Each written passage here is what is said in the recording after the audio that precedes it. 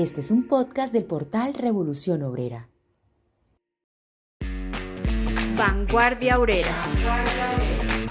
Opinión y análisis político. Bienvenidos, un saludo especial para Rodrigo y para Mercy y para Agbaud, que ya se reportan en el chat, en este podcast. Hoy estamos con el episodio 237 de Vanguardia Obrera, en compañía de nuestro equipo técnico y de nuestra mesa de trabajo, la compañera Adela y el compañero José. ¿Cómo se encuentran? Buenas noches, Ricardo. Buenas noches, José. A toda nuestra audiencia también una feliz noche.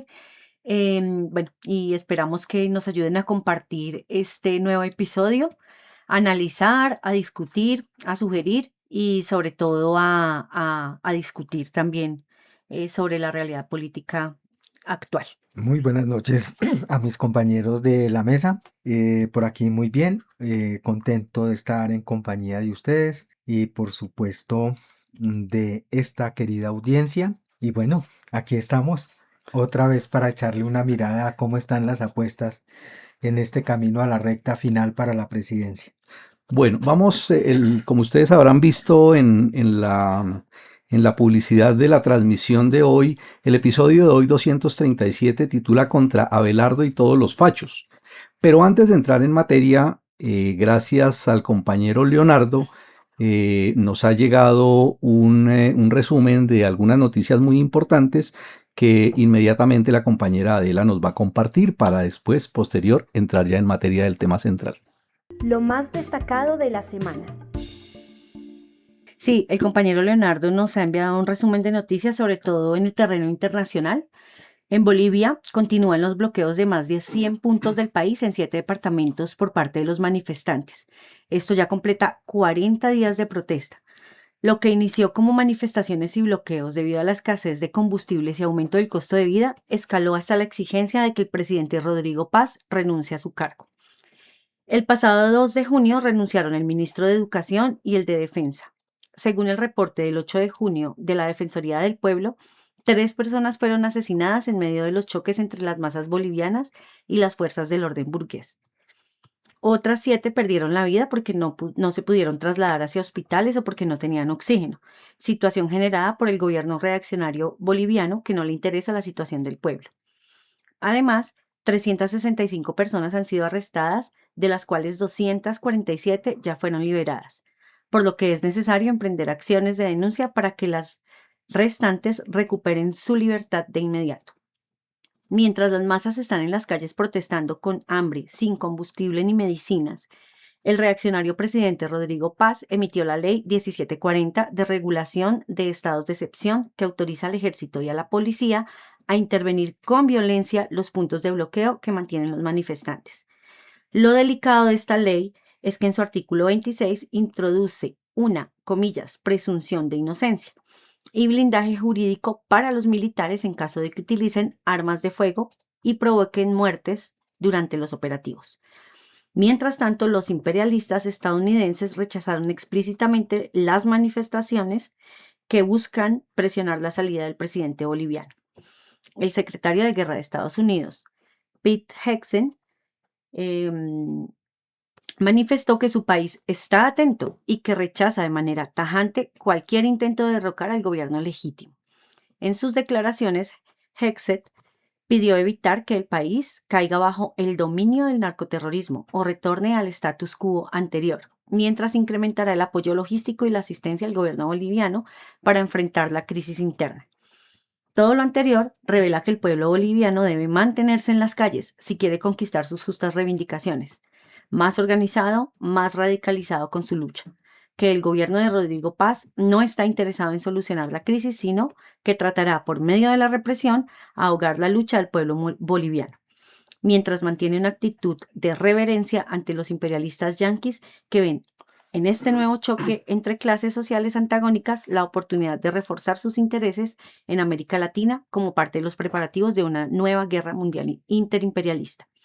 Desde Colombia nos solidarizamos con el pueblo boliviano, con su lucha Exigimos la libertad de los presos por luchar y ayudamos a difundir lo que está sucediendo en medio de las grandes movilizaciones y enfrentamientos contra el gobierno reaccionario de Rodrigo Paz. Otra noticia que es muy importante y que vale la pena mencionar es que ya los trabajadores de la multinacional Goodyear completan 92 días de huelga, 92 días de resistencia contra estos patronos que definitivamente quieren pisotear todos sus derechos y conquistas. Y recordar también que el 8 y 9 de junio se conmemora el Día del Estudiante Caído, por lo que los invitamos a leer las publicaciones en redes que se hicieron en colaboración con los compañeros de @ruptura_al piso colectiva, @entre_al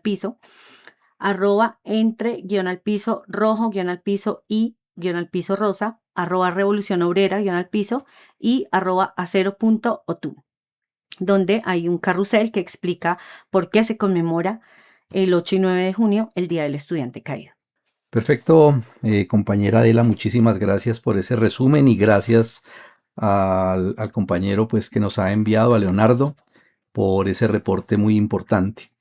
Bueno, sobre el tema que vamos a hablar hoy, pues nosotros hemos insistido en la idea fundamental respecto a que en las condiciones actuales el asunto decisivo al final de cuentas tiene que ver con la lucha, es decir, las conquistas se logran con la movilización y la organización directa de los trabajadores y del pueblo, y con esa misma lucha se defienden y se pueden efectivamente lograr, y eso lo muestran incluso los reportes que vemos en los casos de Bolivia y como se ha presentado pues en otras partes, ¿no?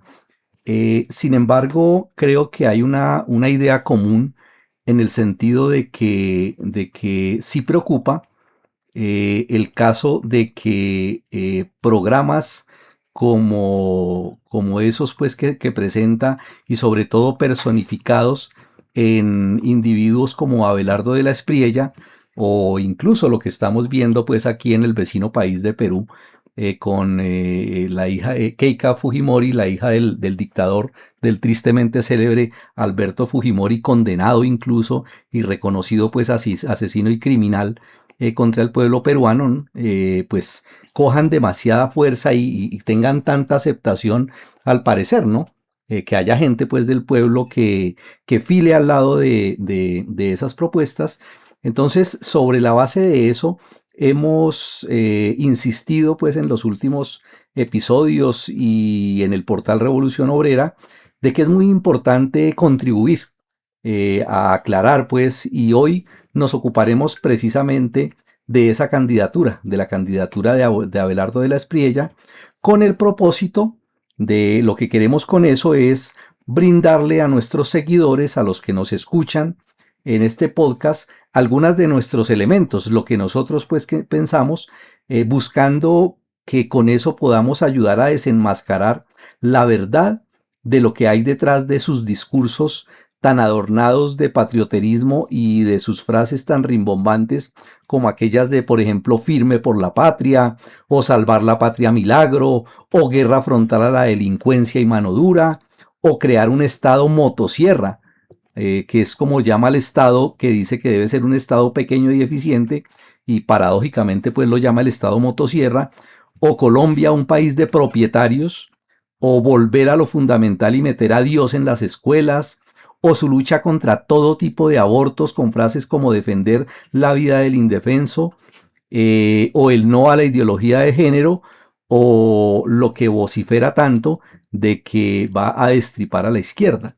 Es decir, toda esa campaña a través de los medios y esa aceptación, igual efectivamente de la misma manera que ha tenido aceptación, ha tenido muchas críticas y ha tenido acciones pues en distintas partes del país, y eso es de lo que vamos a hablar aquí con los compañeros de mesa. Revisaremos esas críticas a sus propuestas, las acciones de oposición que se han desarrollado durante la campaña y el papel que han desempeñado esas organizaciones y esos movimientos sociales, y cómo se ha desarrollado pues esa movilización del pueblo en ese contexto, ¿no? Entonces, con esto pues invito a los compañeros de mesa para que compartamos pues y debatamos algunas de esas ideas, empezando pues creo yo por recordar pues algunas de esas críticas y los argumentos que hay a quienes rechazan esa candidatura. Sí, Ricardo, echémosle una mirada un poco también a quién es este personaje. Em, Abelardo de las Priella desde julio del año pasado empezó a manifestar su intención de ser candidato en las elecciones presidenciales en 2026. A pesar de que nunca ha ejercido como funcionario público, no tiene ninguna experiencia previa en política y demás, como él mismo lo dice, a partir de agosto de 2025 empezó a recoger firmas con su movimiento que denominó Defensores de la Patria. Y ahí logró que le aceptaran 1.978.000 firmas aproximadamente de las 5.079.000 firmas que había presentado, porque el resto pues eran firmas falsas. Y como candidato a presidente de Colombia, pues las presentó para presentar su candidatura o avalar su candidatura en estas elecciones. Para eso también obtuvo el respaldo del Movimiento de Salvación Nacional y a pesar de que el 62%, dígase bien, más de la mitad de sus firmas eran inválidas, fueron aceptadas porque pues, según ellos eran las más numerosas entre sus competidores. Entonces, con el exministro Restrepo como fórmula vicepresidencial, empezaron pues con sus postulados ideológicos de su campaña que filan directamente con la ultraderecha, con un enfoque que lo consideran como mano dura contra la delincuencia, bueno, lo que ya nos venía diciendo Ricardo, la defensa de la patria, la familia tradicional, la protección de las mujeres, la economía de libre comercio, la reducción del Estado, bueno, todas esas cosas, la libertad religiosa supuestamente, la defensa de la libertad religiosa supuestamente, pero pues básicamente adoctrinando a los estudiantes desde las mismas escuelas. Y también se han manifestado en contra de la eutanasia, del feminismo, del aborto, de la adopción no parental, bueno. Entonces mantienen una posición también muy alineada con el trumpismo en el marco pues de un llamado patriotismo constitucional, dicen ellos. Esto por supuesto que ha generado muchas controversias porque además es un candidato que ha sido conocido por ser defensor de políticos y empresarios acusados de corrupción, de paramilitarismo, bueno, y casos de un impacto mediático bastante alto. De hecho, en 2007 fue uno de los defensores de miembros de los grupos paramilitares vinculados a la parapolítica, por ejemplo, fue defensor también de Jorge Pretel, en el caso de la supuesta corrupción de la empresa Fidupetrol. Y bueno, de otros también, de Alex Saab, por ejemplo, presunto testaferro de Nicolás Maduro. También defendió a David Murcia Guzmán, que pues fue responsable de ese esquema piramidal y de lavado de dinero, robándole además una importante suma de dinero a él y en últimas traicionándolo. Y ha sido defensor de Álvaro Uribe Vélez. Apoyó, incluso llamando a marchar después de que fuera condenado por fraude procesal. En febrero de 2026 recibió una denuncia de su antiguo cliente, David Murcia Guzmán, quien lo acusó de robarle la bobadita de 5.000 millones de pesos y de tocar congresistas hasta por 700 millones de pesos cada uno. Además está vinculado a la Fundación FIPAS, que tuvo vínculos con las Autodefensas Unidas de Colombia en 2005. Él mismo fundó la Fundación Iniciativas por la Paz, FIPAS dice, y esa fundación organizó foros universitarios en los que participó Iván Roberto Duque, Arias Ernesto Báez, que era ex jefe del Bloque Central Bolívar de las Autodefensas Unidas de Colombia, y en los que Salvatore Mancuso estuvo incluso presente y fue fotografiado incluso junto a De la Espriella. Esta FIPAS también impulsó un referendo para prohibir la extradición en Colombia y en 2008 Báez declaró que la organización armada buscó a los estudiantes a través de Abelardo de la Espriella como órgano difusor para justificar la guerra emprendida por la organización paramilitar. Entonces ahí en un fallo de 2011 contra el excongresista Juan Pablo Sánchez, la Corte Suprema de Justicia sostuvo que FIPAS no promovió la paz cuando las autodefensas masacraban, desaparecían, asesinaban y torturaban, sino que cuando éstas quisieron proyectarse ya políticamente a través de los estudiantes universitarios. Y compulsó copias para que se investigara De la Espriella. Sin embargo, pues en ese momento, la Fiscalía General de la Nación, bajo la dirección de Mario Iguarán, quien según el mismo Salvatore Mancuso es amigo cercano de la Espriella, ya había precluido la investigación contra este de la Espriella por concierto para delinquir y lavado de activos en 2009. Entonces eso no prosperó. Y además también ha sido acusado de casos de acoso judicial contra la prensa. En 2026, la Sociedad Interamericana de Prensa y la Fundación para la Libertad de Prensa expresaron pues una preocupación por ese posible acoso judicial por parte de la Espriella, cuando en respuesta a una columna en la que se analizaban pues sus vínculos con Alex Saab, anunció acciones legales contra el autor de la columna. Y según la Fiscalía General de la Nación, entre 2008 y 2019, se le atribuye haber sido el denunciante en 109 casos de calumnia e injuria. Y muchos de esos pues fueron desestimados por conducta típica, por falta de asistencia del querellante a la conciliación o por desistimiento de la misma querella. Esto pues da cuenta de que había una falta de sustento jurídico de estas denuncias y evidencian el uso pues como tal de la justicia incluso como mecanismo de hostigamiento a la prensa. Y bueno, pues todos sabemos que sí, ha sido un abogánster, ha representado y defendido figuras de muy dudosa reputación, corruptas, paramilitares, narcotraficantes, captadoras ilegales de dinero, vinculadas a corrupción incluso internacional. Y dentro de esos también hay un caso destacado que incluye a Jorge Bismal Martelo, que era expresidente de Fedegan y político condenado por sus vínculos y colaboración con las Autodefensas Unidas de Colombia. Y también a los Nule. Recordemos que este fue un grupo de contratistas envueltos en el llamado carrusel de la contratación en Bogotá, que se robaron una millonada también. Entonces, pues, nomás con su hoja de vida, pues sabemos, digamos, lo que representa este tipo. Pero además, dentro de sus propuestas en lo social, por lo menos, que es parte de lo que los contradictores de la Espriella exaltan y que es parte también de lo que hay que explicarle, no a los que van a votar por Cepeda, porque ahí ya hay un convencimiento, sino en general al pueblo que desconoce lo que está proponiendo este tipo, es que las propuestas sociales de la Espriella, pues, causan mucha controversia porque tiene un énfasis conservador en los asuntos como familia, como aborto, como eutanasia, como educación y como salud. Claro, sus seguidores consideran que eso representa una respuesta a los problemas sociales del país y diversos sectores académicos, políticos y sociales de derechos humanos.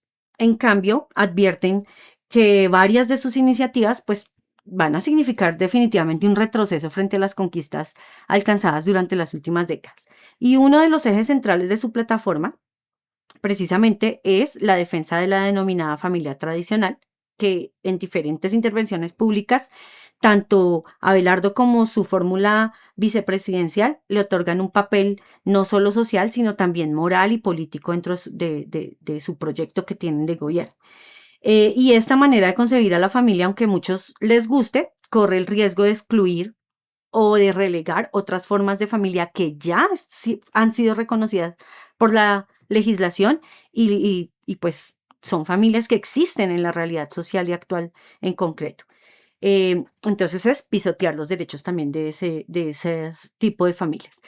A eso se suman también sus posiciones sobre derechos sexuales y reproductivos, se manifiesta contra el aborto, y enmarca esa discusión como una batalla cultural y moral, lo pone en el terreno de lo moral, y lo relaciona con la defensa, como decía Ricardo, de la vida desde la concepción. Entonces, pues ante esto, por supuesto que las organizaciones de mujeres y los sectores, digamos, progresistas, pues argumentan que restringir el acceso a la interrupción voluntaria del embarazo afecta unos derechos que ya también son reconocidos legalmente y pues también limita la autonomía de las mujeres sobre decidir si quieren o no quieren ser madres. Bueno, y también hay rechazo en su programa a la eutanasia sin tener en cuenta el derecho, porque es un derecho a morir dignamente, y también el derecho pues a la autonomía que tiene un individuo frente a cómo actuar ante el sufrimiento irreversible, ¿sí? Y el único argumento que dan es que la vida debe protegerse en todas las circunstancias. Asimismo, y calcado prácticamente de Milei, mantiene críticas al feminismo, pues asegurando que estas organizaciones deben ser confrontadas y con eso pues está alentando a la discriminación de género y atentando pues contra esa promoción y contra esa lucha por la igualdad de derechos también.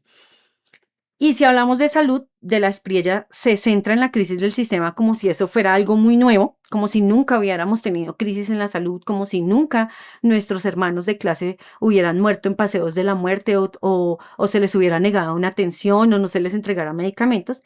Y entonces señala problemas de gestión, señala problemas de flujo de recursos, problemas de control administrativo, pero en últimas todos sus pataleos y gritos por micrófono no van más allá de mantener el sistema de salud actual, que sabemos y somos víctimas de él, ¿sí? Y que en esencia tampoco cambió en estos 4 años, no sufrió ningún cambio alguno. Entonces, como se ve, no hay nada de novedoso en estas iniciativas. Por el contrario, lo que se quiere es mantener lo que ya sabemos que nos ha causado muerte y mala atención en términos de salud, por lo menos. Y en educación, pues las súper novedosas propuestas no son más que responder a un sistema económico, al sistema económico capitalista imperialista, o sea, la educación para el mercado, ¿sí? Para eso planea una mayor articulación entre la formación académica y las necesidades del gran capital industrial y comercial, ¿sí? Entonces, para De la Espriella, los contenidos y la práctica educativa, pues solo deben servir a la gran empresa y punto, ¿sí? Y a eso se suma el odio manifiesto pues al Magisterio Nacional y a su organización sindical que hace parte de la lista de las personas a destripar. Entonces, no es un secreto que estas propuestas en lo social van a atentar y a pisotear los derechos conquistados por el pueblo y al calor de la lucha y además pues van a eliminar políticas que están orientadas a la inclusión, a la diversidad. Es un panorama bastante devastador y propenso a una dictadura más abierta de la burguesía para poder cumplir a sus anchas con sus planes económicos y sociales. Sus mensajes, comentarios, opiniones y sugerencias son muy importantes para el desarrollo de este podcast, así como sus aportes materiales para sostenerlo. En la descripción del programa encontrarán distintas opciones para ponernos en contacto de forma sencilla. Los leemos y los escuchamos. Bueno, aquí en el chat ya hay varios compañeros pues, que han estado compartiendo sus opiniones, nos han saludado. Voy a leer algunas que tienen que ver mucho con el tema que estamos desarrollando. Dice por aquí María Elena, otra de las propuestas es acabar con los sindicatos y solo van a quedar los que ahora lo acompañan en su campaña. Dice Anyansi, ese tipo Abelardo promete seguridad y es un hecho que mucha gente está preocupada por eso, tanto en las regiones como en la misma capital. ¿Qué decimos frente a eso? Dice Jokercito, ¿han notado que en gobiernos reformistas hay menos represión a las manifestaciones? Anyansi dice, Jokercito, eso pasa mientras las manifestaciones no sobrepasen la institucionalidad. Dice Jokercito, en un gobierno reformista es más fácil hacer revolución cultural. Abelardo dice que si gana va a acabar con todos los símbolos de la izquierda. Y María Elena dice sobre la seguridad es armar a los paramilitares con las manos libres para hacerlo. Es decir, ahora sí que van a gestionar a través de Indumil, que ya tiene los contactos desde el gobierno de Iván Duque. Y por aquí dice, el fascismo se combate más allá de las urnas, vamos a las calles. También dicen por aquí, este tipo va a privatizar todo. Sí, ese es otro de los anuncios que ha hecho efectivamente. Yo quisiera referirme a varios de los asuntos que tienen respecto pues a algunos asuntos de tipo económico, una parte pues precisamente de reducir de meterle motosierra a lo Milei al Estado es privatizar. Es privatizar, es decir, es entregar lo que tiene todavía el Estado en sus manos, entregárselo a los capitalistas y especialmente al capital parásito financiero. Esa es una parte pues de lo que se propone el tipejo. En materia social, en efecto, el asunto de la persecución, las cárceles y todo este tipo de cosas, del aumento de la represión, de darle estatus a los reservistas militares como parte pues de las fuerzas represivas, entre comillas, para combatir la delincuencia, es criminalizar realmente y es darle un tratamiento militar reaccionario a un gran problema social creado por la explotación capitalista. El desempleo va en relación directa con la delincuencia, con la inseguridad que asusta sobre todo a los pequeños, a los pequeños negociantes y por supuesto a una parte pues de los sectores populares en la medida en que son las víctimas de la delincuencia más directa, de ese tipo de delincuencia. Pero indudablemente pues la gran delincuencia está es por arriba.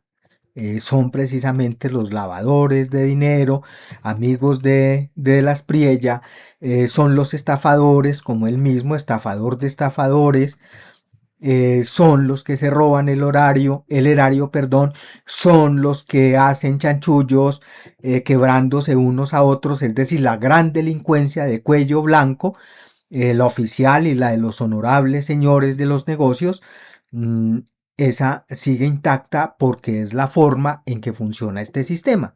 Represión para los de abajo, cárceles para los de abajo, tortura para los de abajo, muerte para los de abajo y libertad para los negocios de los grandes cacaos y los grandes capitalistas.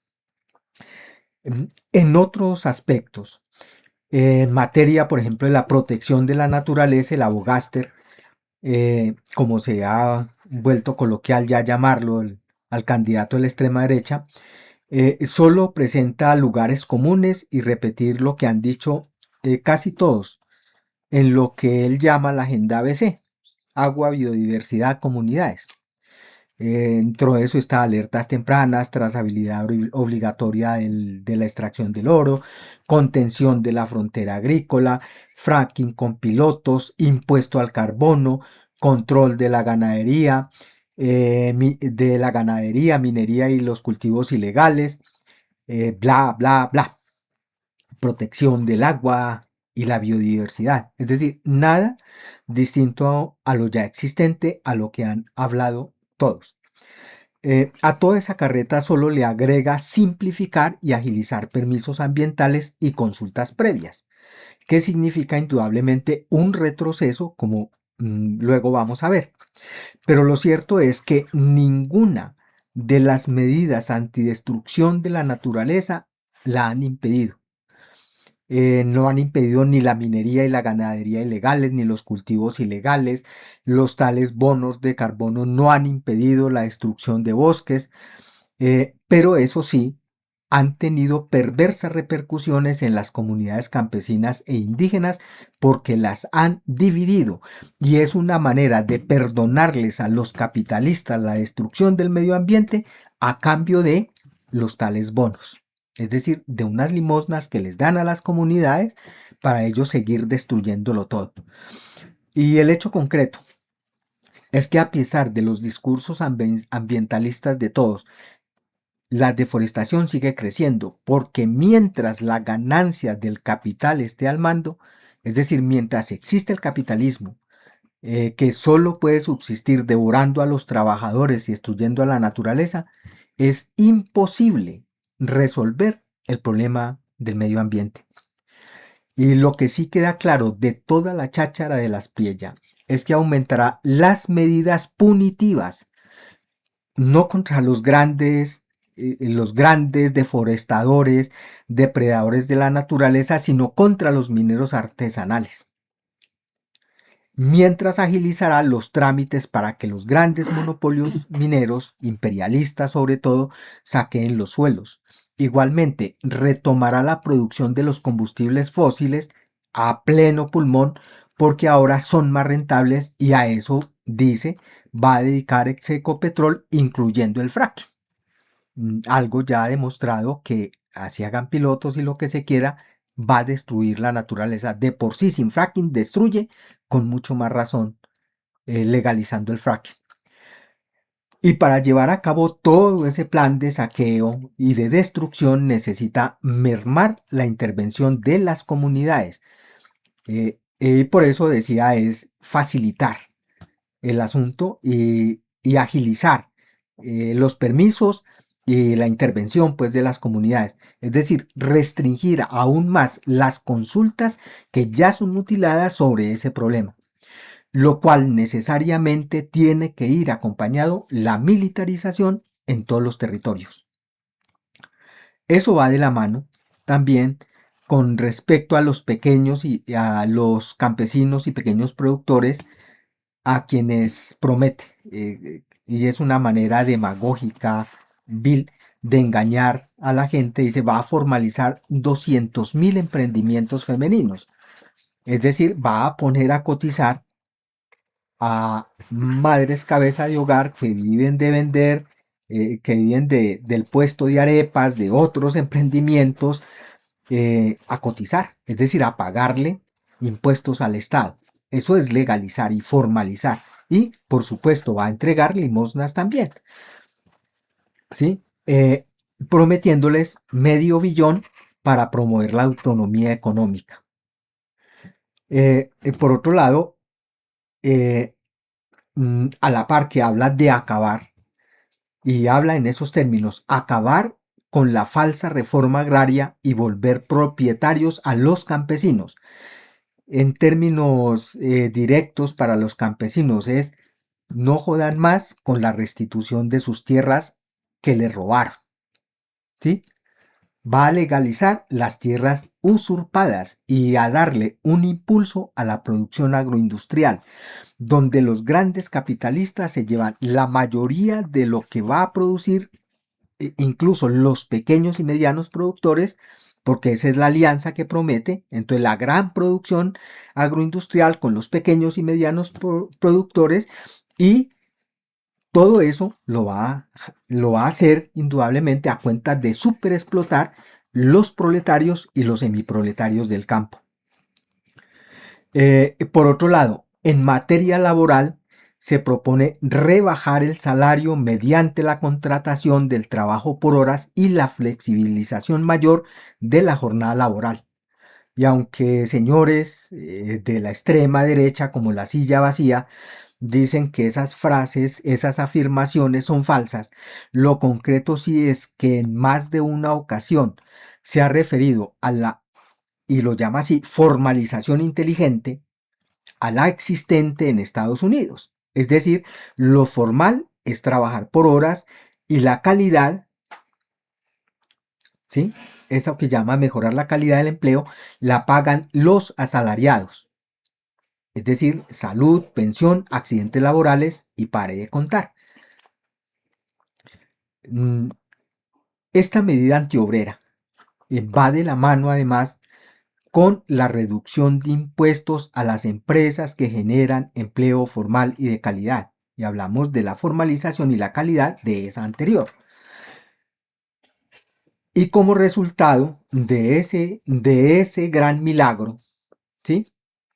Se va a presentar otro milagro, dice el tipo, ¿sí? Porque la detonación del crecimiento económico mediante el pacto empresarial y la inversión extranjera masiva, así dicen sus palabras, se crearán 200.000 empleos rurales directos con programas sociales focalizados como Colombia sin hambre y 3 millones de nuevos empleos directos e indirectos en el periodo presidencial. Todo esto es, en resumidas cuentas, libertad a los imperialistas, a los grandes capitalistas para hacer de las suyas con la clase obrera.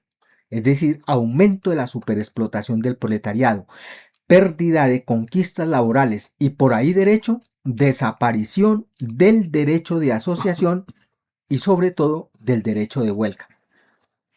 Y como decía la compañera María Elena por allá, entonces indudablemente las organizaciones sindicales que queden o la organización sindical que quede va a estar reducida a la gente que él pueda comprar, es decir, algunos jefes vendiobreros que van a ser parte pues de su cohorte para legitimar esta barbarie. Y todo esto busca en términos claros, sencillos y concretos, aumentar las ganancias de los capitalistas nativos, de los imperialistas, principalmente los yanquis, a cuenta de superexplotar aún más la fuerza de trabajo y de endeudar y arruinar a los pequeños productores. Pero esto no puede tener otra consecuencia que la agudización de la crisis social, es decir, del aumento de la delincuencia, el aumento del desempleo realmente y de la exacerbación de las contradicciones de clase. Algo que el tipo sabe. Y por eso todo su plan, en todos los aspectos, tiene como centro la seguridad. Es decir, la seguridad entendida como la militarización de la sociedad y de todos los territorios, que busca específicamente no acabar con la delincuencia, no acabar con las lacras sociales, sino aplastar el movimiento social. Es decir, las organizaciones obreras, las organizaciones campesinas, indígenas y populares. Pero igualmente, como sabemos por la experiencia histórica, todos los reaccionarios no hacen sino levantar piedras que luego van a caer necesariamente sobre sus propios pies, porque sabemos que la explotación y la opresión generan resistencia. Y entre mayor sea la opresión, mayor será el estallido social. Eso es lo que estamos viendo ahorita mismo, con nuestros propios ojos, en Bolivia, en Argentina y en Chile. Solamente para mencionar a nuestros vecinos, con el ascenso de personajes reaccionarios, cavernarios, y ahí están los hechos. Esos son los que cantan y hablan por sí mismos.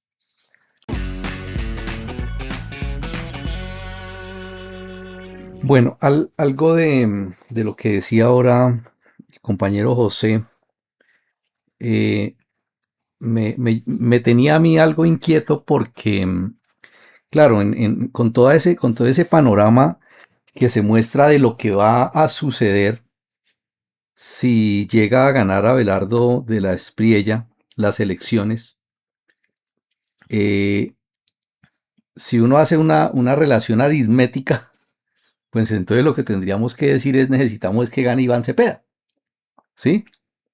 O sea, porque Iván Cepeda sí tiene otras ideas respecto a eso. Y es entendible, sano, y claro, hay que comprender bien el sentimiento de la gente que cree sinceramente que hay que ir a votar por Cepeda, ¿sí?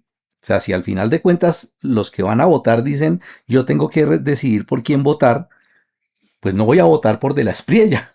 Eso es antiético, eso es absurdo, eso no tiene absolutamente ningún sentido, ¿sí? Hay que votar por Cepeda, dirán los que van a votar. Sin embargo, claro, aquí es importante, sobre la base de lo que han dicho los compañeros, dejar algunas cosas, me parece a mí, en claro sobre ese asunto de la posibilidad real de que un personaje como De la Espriella llegue a la presidencia. Claro, hay que decir que si llega a la presidencia De la Espriella, sería algo parecido a cuando estuvo en la presidencia Álvaro Uribe Vélez. Es decir, eso tiene un aspecto objetivo que visto de un lado tiene algo importante, valioso, y es que cuando esos sectores cavernarios, retardatarios, defensores a ultranza de todo lo más hediondo que ha producido el capitalismo, cuando llegan a la presidencia, una de las características es que se muestra en su esencia más profunda lo que es el Estado, ¿sí? Sí, el Estado bajo la sociedad capitalista. El Estado, se ha insistido, y creo que toda la gente que nos acompaña en estos programas nos han escuchado hablar de esto y creemos que lo entienden. El Estado no es un árbitro imparcial. No puede ser un árbitro imparcial que esté por encima de la sociedad. No, o sea, no existe la sociedad donde existe lucha de clases, intereses económicos opuestos, y el Estado se pone por encima de eso como si fuera un árbitro que puede ir a gobernar como en favor de todos. No. ¿sí? Recordemos que es un aparato que está para defender y salvaguardar los intereses de las clases que tienen realmente el poder. Es decir, el poder está en manos. No estoy hablando del gobierno, estoy hablando del poder real. Como lo decía pues Petro en muchas ocasiones, ¿no? Yo estoy en el gobierno, pero el poder no lo tengo. Eso es exacto, ¿sí? En este caso, la llegada de la Espriella llevaría a quitar ese velo democrático con el que se cubre cuando existe un gobierno de esos llamados de izquierda, ¿sí? Cuando aparecen ellos y vuelven a tomar las riendas, entonces se quita ese velo y deja ver como lo que es en su esencia fundamental el Estado. Es un aparato de dictadura de los ricos contra los trabajadores, primer asunto. Pero claro, eso trae consecuencias negativas para los que luchan, es decir, tiene un doble sentido o si se quiere, es como un arma de doble filo. Por un lado será una dictadura más abierta, seguramente se intensificará el terrorismo de Estado, le dará más cabida a las mafias, al paramilitarismo y a todas esas políticas que favorecen ese entramado mafioso, legalizará las dinámicas del despojo, todo ese lavado de activos, incrementará la acumulación violenta de tierras, ¿sí? Y ese ahogo de la economía entregándosela en la mayor medida posible a todas esas finanzas oscuras del narcotráfico, que dicho sea de paso no es algo con lo cual estén de acuerdo absolutamente todos los sectores de la burguesía. La burguesía también está dividida y hay sectores que no son afectos al narcotráfico, hay sectores que no comulgan con eso y entre ellos también hay contradicciones, ¿no? Pero al final de cuentas todos sí están de acuerdo en que el Estado es un aparato para defender sus intereses, ¿sí? En ese doble filo también se pone una cosa muy importante, ¿sí? Y es que cuando aparecen esos gobiernos de ese corte tan reaccionario, se destaca lo que decía ahora José, es decir, aparece el asunto de la lucha de clases para manifestarse también como el asunto decisivo, es decir, el pueblo se ve obligado a lanzarse a las calles, se ve obligado a movilizarse con independencia sobre la base de que se reduce esa ilusión en los aparatos del Estado.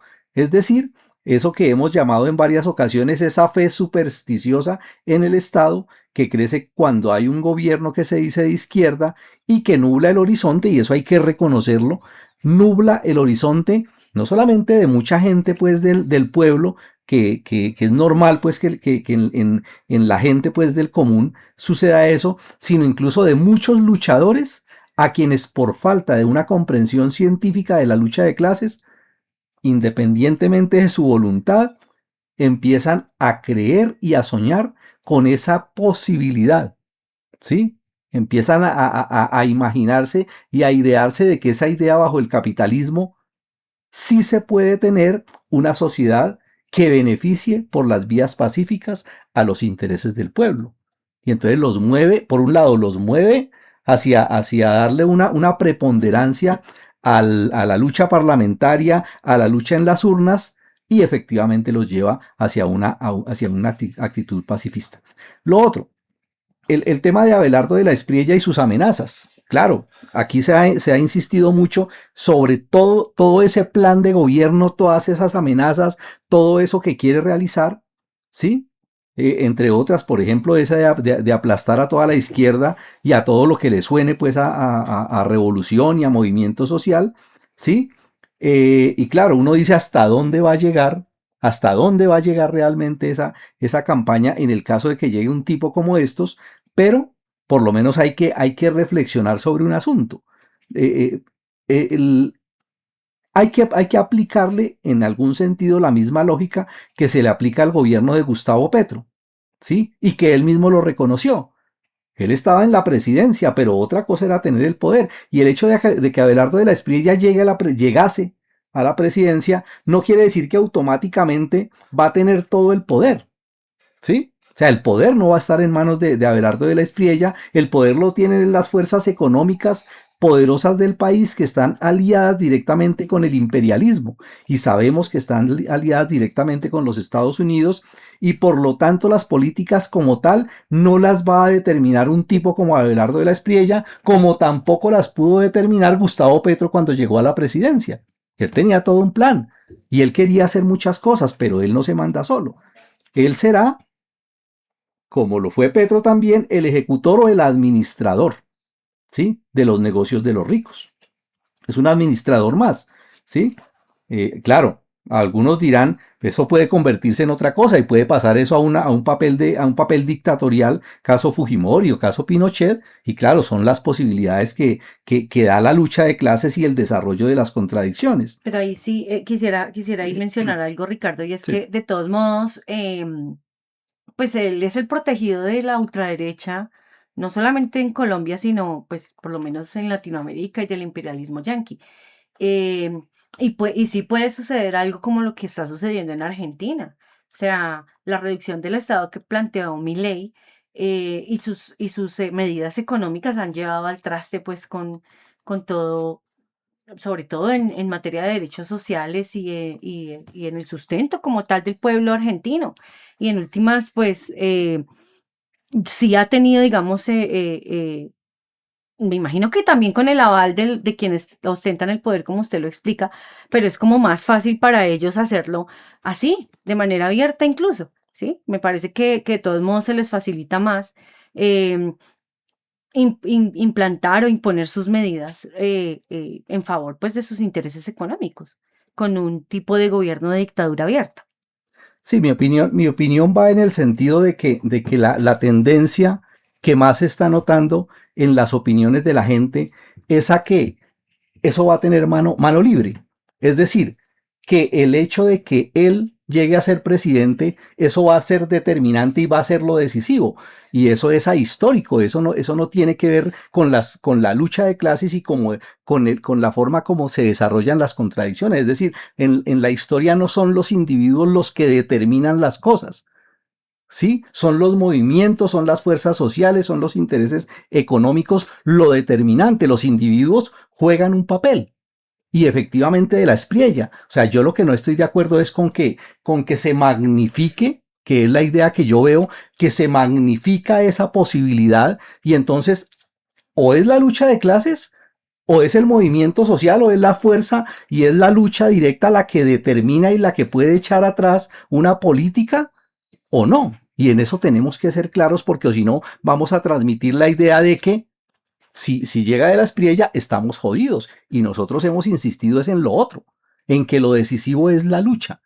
¿Sí? Y van a tener, incluso han tenido que luchar en el gobierno de Petro, tuvieron que hacerlo. Tal vez hubo 2 años, los 2 primeros años, del movimiento sociales, incluso apagados, donde incluso las organizaciones sociales, incluso los sindicatos amigos del gobierno decían no se puede hacer movilizaciones, no se puede hacer marchas, no se puede hacer protestas porque estamos haciendo marchas contra el gobierno. Pero cuando ya se dieron cuenta de que eso no estaba funcionando, la gente volvió a las calles, la gente empezó a luchar, la gente se movilizó y empezaron a hacer huelgas. ¿Sí? Y nosotros mismos lo hemos dicho, esto tiende efectivamente hacia un levantamiento y la burguesía y los entes económicos saben, ellos lo saben, ¿sí? Que un estallido social no lo aguantan, ¿sí? Es decir, ya tienen el antecedente y o de pronto les convenga más que esté Cepeda en la presidencia, ¿sí? Que posiblemente sea así, les pueda convenir más que esté un hombre como Cepeda en la presidencia, ¿sí? Que es más o menos darle una continuidad a lo de Petro, que arriesgarse. Y si se llegan a arriesgar a montar a De la Espriella, ¿sí? Difícilmente que vayan a pretender llevar a la práctica toda esa fanfarronería y todas esas cosas que De la Espriella ha dicho. ¿Por qué? Porque eso lleva a un estallido social, ¿no? Pero bueno, para no alargar mucho más el tema sobre esto, ¿sí? Yo digo que en esto tiene que ser claro, ¿sí? Que por un lado, eso no lo determinan las personas, ¿sí? Al final de cuentas, los protagonistas son la gente, las luchas, la fuerza del pueblo, la movilización. No son los individuos los que determinan eso y creo yo que eso es importante que se tenga claro, ¿cierto? ¿sí? Eso es decisivo, lo cual no quiere decir que entonces la gente tenga que aceptar pasivamente lo que esté sucediendo. La gente lucha, pero la gente tiene que meterse en la cabeza esa idea de que lo decisivo para conquistar las cosas, para sostenerlas, es la lucha y la movilización directa del pueblo. Bueno, el chat está bastante movido. Eh, si gana la derecha, aumentará la pobreza, la desigualdad. Poco a poco habrá menos oportunidades de empleo, la inseguridad aumentará. Siempre pasa eso en colaboración con la derecha. El Estado es una máquina para que una clase reprima a otra, una máquina para el sometimiento a una clase de otras clases subordinadas. Eso es completamente cierto. Por acá dice: el horizonte es el socialismo, nada menos. La tarea principal es la reconstitución del Partido Comunista Revolucionario en Colombia. Ellos saben que están perdiendo hegemonía y por eso quieren acabar con la ideología y simbología antiburguesa.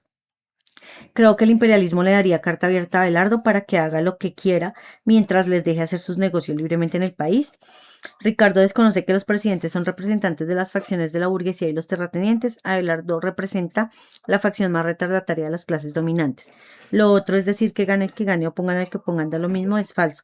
El pueblo sufrió el terrorismo estatal bajo el régimen de Uribe y es muy diferente a cuando estuvo Petro. De las Priellas sí representa las facciones más reaccionarias, es un sector del narcoparamilitarismo. Nos tocaría en un escenario difícil y con sindicatos débiles. Muchas gracias a todos los que han participado en el chat. Yo creo que no estamos en desacuerdo aquí en que efectivamente este fantoche representa, digamos, lo más retardatario, retrógrada y horrible para el pueblo colombiano. Y por eso también se ha llamado a derrotar a la ultraderecha en las calles. Definitivamente, pues, las masas de todos modos han respondido. El pueblo que ha apoyado a su contradictor principalmente ha respondido, pues, sobre todo luego de los resultados de la primera vuelta electoral. Y hay que respaldar a ese pueblo, efectivamente, pero teniendo claro lo que significa el Estado y cuál es su carácter, ¿sí? No da lo mismo que esté Abelardo a que esté Cepeda, eso es cierto, pero sabemos cuál es la esencia del Estado burgués y sabemos que el Estado burgués es una máquina de opresión contra nosotros, contra nuestra clase. Y en eso debemos estar muy conscientes y por eso debemos también estar en las calles, apoyando al pueblo que no quiere más ultraderecha, que no quiere más regímenes paramilitares y narcotraficantes, sí, pero también explicándole a ese pueblo que esa lucha hay que mantenerla, ¿sí? Porque nuestros derechos no nos los van a regalar, nunca nos los han regalado. Nadie, ni siquiera las personas más honestas que hayan estado en el gobierno. Nuestros derechos los hemos ganado con lucha y con lucha hay que también mantenerlos y defenderlos. Y por eso, pues quisiera hablar también de todo lo que ha sucedido después de los resultados de esa primera vuelta. Efectivamente, entre apenas una semana, el 1 y 9 hasta hoy, por lo menos lo que se documenta públicamente, hay una gran actividad de movilización presencial, de activismo juvenil, sobre todo muchos jóvenes en las calles y también de campañas digitales en apoyo a la candidatura presidencial de Iván Cepeda. Se sabe por lo menos de una marcha de apoyo en Bogotá, mismo 1 de junio, un día después de la primera vuelta presidencial. Fueron cientos de simpatizantes los que marcharon por diferentes sectores del norte de Bogotá en respaldo a Cepeda. Esta protesta pues obviamente generó afectaciones en la movilidad, fue ampliamente difundida por las redes y prensas alternativas sobre todo. Y pues bueno, también el candidato Cepeda pues se mostró agradecido con eso. Hay también bastante movimiento en redes, se ha circulado pues todo lo que han sido diferentes asambleas en localidades, en apoyo pues en respuesta a lo que fueron los resultados de la primera vuelta.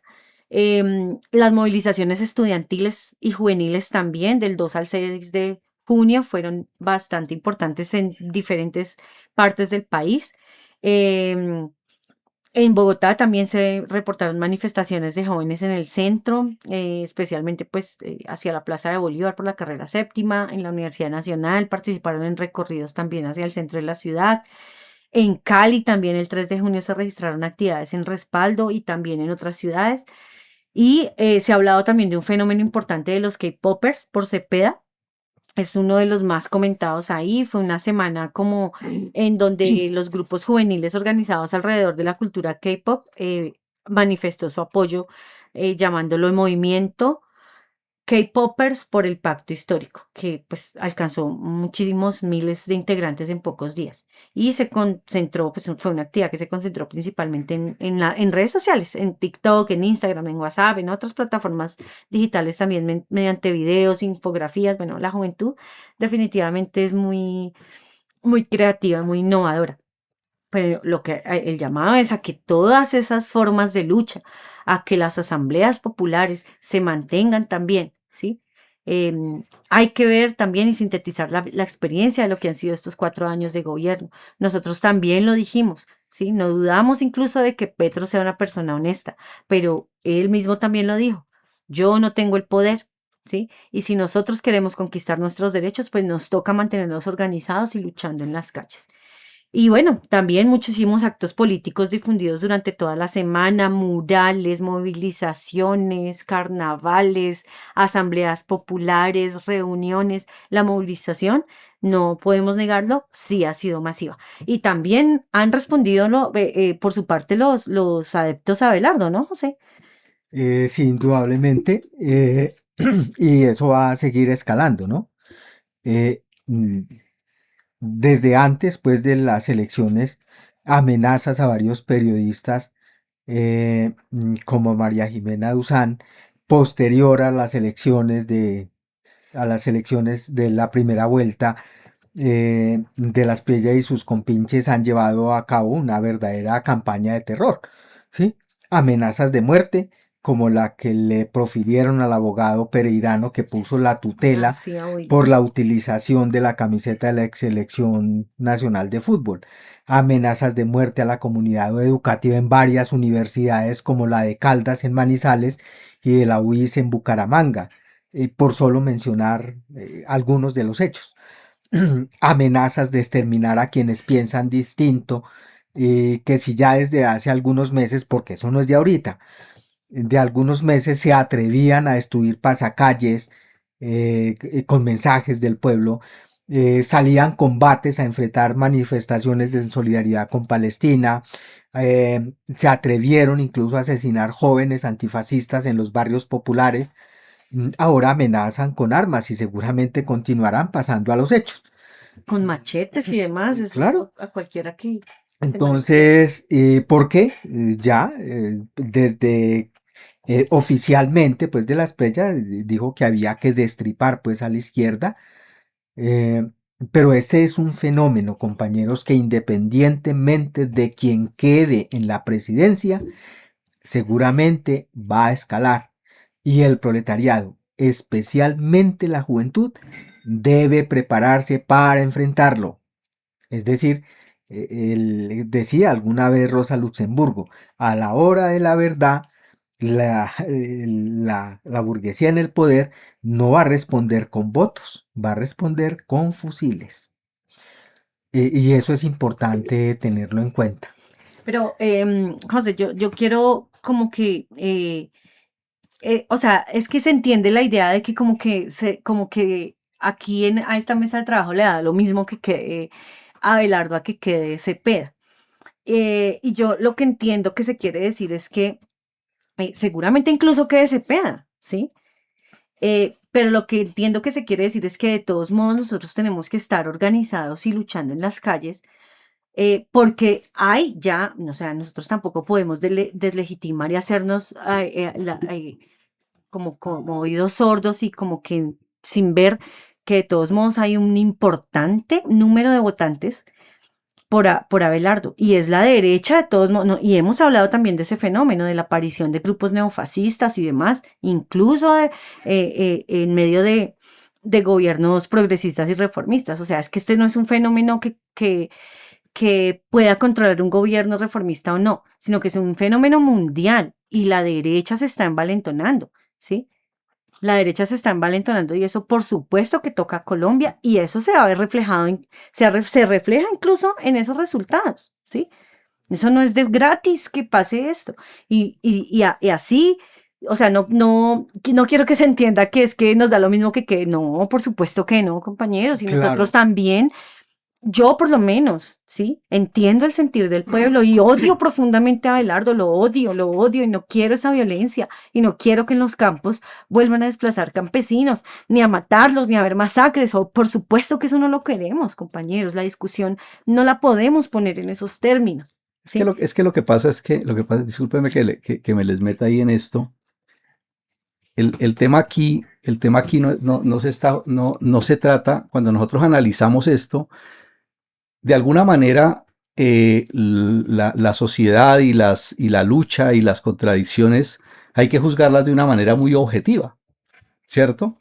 ¿Sí? Y la objetividad nos lleva a nosotros a ubicar el asunto de la esencia de los fenómenos, ¿sí? Claro, aquí cualquiera puede decir, no, es que lo que pasa es que Ricardo le da lo mismo que quede Cepeda o que quede la Espriella.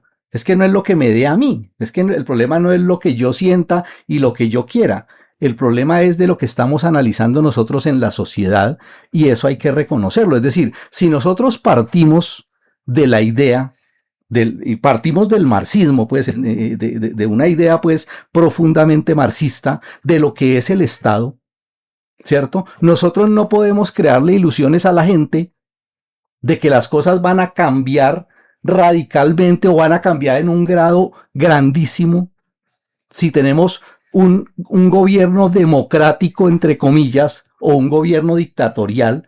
O sea, los asuntos esenciales, fundamentales de la lucha de clases no se resuelven ahí. Claro, si me van a decir es lo mismo, hombre, es que nadie está aquí diciendo que sea lo mismo. Pero lo más importante y sobre la idea que nosotros hemos recalcado es que en los asuntos de la lucha de clases lo decisivo es en las fuerzas que determinan los fenómenos y las fuerzas que determinan los fenómenos son las clases sociales y si luchan o no luchan, ahí está lo decisivo. Mucha gente, por ejemplo, dice, no, es que a Petro, o sea, Petro ganó por elecciones. No, Petro no ganó por elecciones. Petro ganó por el levantamiento.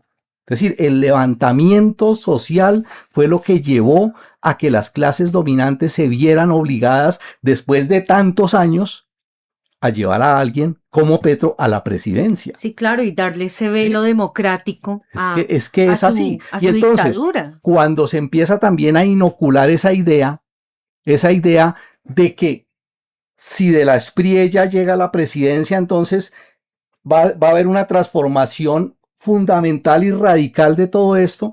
Hombre, le estamos desconociendo un asunto también de mucha importancia y que es sobre lo que nosotros tenemos que profundizar y educar a la gente. Es que nosotros no tenemos que ir a decirle a la gente lo que ellos ya saben. O sea, el papel de la conciencia no es decirle a la gente lo que ellos por sí mismos y por su condición de que viven ya lo saben. Es que la gente sabe que hay represión, la gente sabe que hay persecución, la gente sabe. No, nosotros como conciencia tenemos es que decirle lo que no pueden ver con claridad. ¿Sí? Esa es la esencia y a veces eso puede parecer así, pero es nuestro papel y es nuestra responsabilidad realmente decirles es lo que ellos no pueden ver con sus propios ojos. ¿Sí? Y claro, eso puede parecer muy contradictorio y seguramente que lo es. Pero nosotros lo que tenemos que enfatizarle a la gente ahorita es eso. A los que van a votar, claro, voten y voten con conciencia y traten de ir a depositar ese voto como con una posición clara de escoger entre quién lo están haciendo. ¿Sí? Pero incluso pasando a otro tema. ¿Sí? Es que lo decisivo van a ser los votos.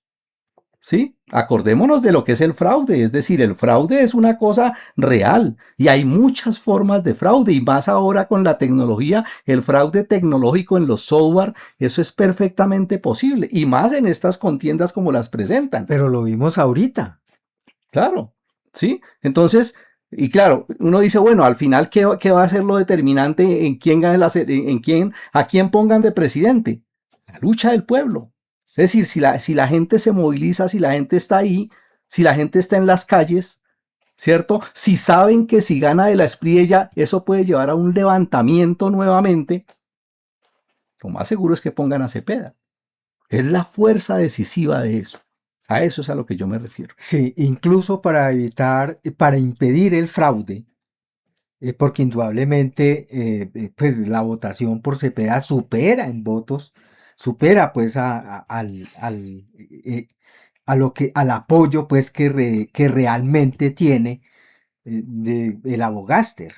Es que eso es innegable, ¿sí? Pero hicieron fraude, incluso lo pusieron a aventajar. Sí, claro, eso lo Entonces, inflaron de eso un lo momento a inflaron otro. Ni siquiera en las y, encuestas antes y, y ahí es donde está se el contaban. asunto, porque la respuesta inmediata de la base del pacto fue a las calles a denunciar el fraude e incluso de una vez a enfrentar, pues ir a la sede del abogáster, mientras que Petro y el mismo Cepeda inicialmente no aceptaron el resultado del preconteo, pero finalmente terminan aceptando que no, que todo está bonito, cuando es evidente el fraude. Y por eso se necesita, si la gente petrista, perdón, si la gente que está con Iván Cepeda quiere realmente que no haya fraude y que gane el que tiene la mayoría de la opinión popular, tiene que movilizarse en las Y calles, ponerlo como presidente con imponerlo, la movilización. presionar con la movilización, ¿sí? Pero indudablemente, y el proletariado revolucionario, por supuesto que apoya la lucha de las masas en las calles, rechaza el fraude y sobre todo porque eso sirve para enfrentar la reacción. Y no solamente eso, necesitamos la unidad del proletariado y del pueblo para enfrentar esa reacción independiente de quien quede en la presidencia. Y eso es importante, como decía anteriormente. Pero además, como decía, hemos dicho y hemos insistido, los proletarios revolucionarios tenemos la obligación de seguir denunciando a las posiciones más reaccionarias, a esa ultraderecha nefasta, asesina, retrógrada, pero también no podemos olvidar nuestra responsabilidad de elevar el nivel de conciencia, en primera instancia, de nuestra clase, del movimiento obrero y en general del pueblo trabajador sobre el carácter del Estado burgués, sobre la farsa de las elecciones, sobre la posibilidad de un nuevo fraude, sobre las limitaciones que tiene el reformismo porque pretende impulsar un supuesto capitalismo humano apelando a la conciliación de clases en el acuerdo nacional que ya demostró que fracasó. ¿Mm? Y es así porque el capitalismo es por su propia naturaleza voraz, voraz. Y en estos tiempos de preparativos de guerra y de preparativos de crisis y de preparativos de guerra, no, no podemos esperar un capitalismo suavecito. El capitalismo se hace en todas partes del mundo más salvaje. La reacción se envalentona porque necesita explotar más, ser más bárbaro, ¿sí? Por tanto, pretender humanizarlo es una utopía. El capitalismo está maduro para la revolución y los proletarios necesitan, como dicen los compas en el chat, necesita organizarse como partido político independiente. Necesitamos nuestro propio partido revolucionario, no para ponerle remiendos a esta porquería de sistema mundial que está mandado a recoger, sino para hacer la revolución y instaurar el socialismo. Finalmente yo quiero dejar esta otra idea que seguramente va a ser también muy controvertida, y es esto. Hay muchos compañeros y incluso organizaciones de izquierda y organizaciones de comunistas que han insistido mucho en que la posición más correcta y más de avanzada en estos momentos es abiertamente decirle a la gente, el camino es votar, ir a las urnas y votar por Iván Cepeda, y ahí está el asunto decisivo. Y si no lo hacemos, nos estamos cometiendo un error, porque nos vamos a distanciar, nos vamos a aislar del pueblo, nos van a mirar como gente rara, es decir, nos vamos a separar de las masas. Solamente dejo una reflexión, ¿sí? Fue mucho más difícil esa posición en las elecciones de Gustavo Petro, porque venía de un levantamiento. Incluso nuestra posición fue, y lo recuerdan, ¿sí? Nosotros no salimos a hacer campaña electoral, ¿sí? Nosotros llevamos lo que la gente no podía ver por sí misma, a explicar qué era lo que estaba pasando, a explicar por qué habían puesto a Gustavo Petro en la presidencia, ¿sí? A ir al fondo del asunto y a explicar que el papel tenía que ser del pueblo y de los revolucionarios y de la gente consecuente a continuar la lucha, a llamar a las asambleas populares, a movilizarse. Y por eso al comienzo nos condenaron. Y por eso al comienzo dijeron que nosotros éramos enemigos de las causas del pueblo, que éramos enemigos de Petro, y después terminaron muchos dando la razón. Es decir, nosotros tenemos que procurar ser la conciencia, y la conciencia va un paso adelante de las masas y no a la cola de las masas. Encuentren este y todos los episodios de Vanguardia Obrera también en YouTube. Recuerden seguirnos en Spotify y en las principales plataformas de podcast para no perderse ni un solo programa. También pueden compartir ese que más les gustó. Más contenido de interés en revolucionobrera.com. Bueno, compañeros, pues lo cierto y lo que sí ha planteado, digamos, el portal Revolución Obrera, y también se ha planteado desde el podcast Vanguardia Obrera, es que las masas están en las calles, no quieren que suba la ultraderecha, y si se quiere derrotar al candidato de la ultraderecha, pues hay que mantenerse en las calles organizados y luchando. Y allá estaremos respaldando esa lucha y esa organización. Bueno, nos vemos en un próximo episodio de Vanguardia Obrera. Les agradecemos todas sus opiniones, sus críticas también en el chat. Este es un momento de todos modos de coyuntura, es un momento distinto, digamos, en el país. Pero bueno, confiamos en que de todos modos las tareas principales que se ha planteado el proletariado revolucionario son las correctas. Las elecciones no son un asunto de principios y debemos seguir trabajando por esas tareas. La Asociación Mundial del Proletariado y el Partido Revolucionario del Proletariado en Colombia.